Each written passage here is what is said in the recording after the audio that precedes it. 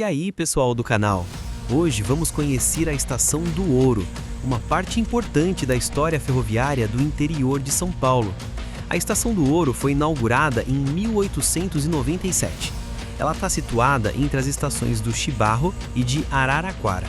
Recebeu esse nome por causa do Córrego do Ouro, que atravessa a região e segue até Araraquara.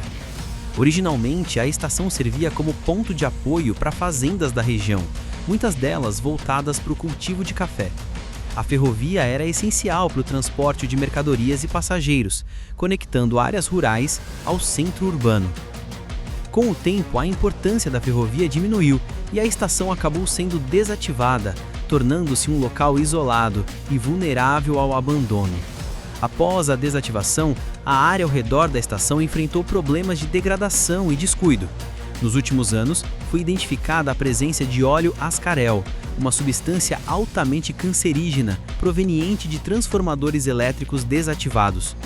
O Ministério Público Federal, ou MPF, identificou essa contaminação no solo.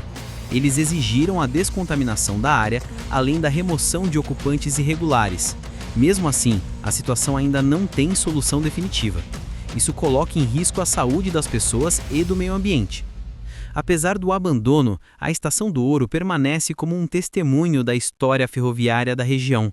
Sua construção e funcionamento mostram a importância das ferrovias para o desenvolvimento do interior paulista no final do século XIX.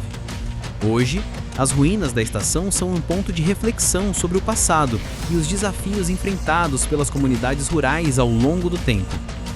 E você, de onde assiste esse vídeo? Deixe nos comentários!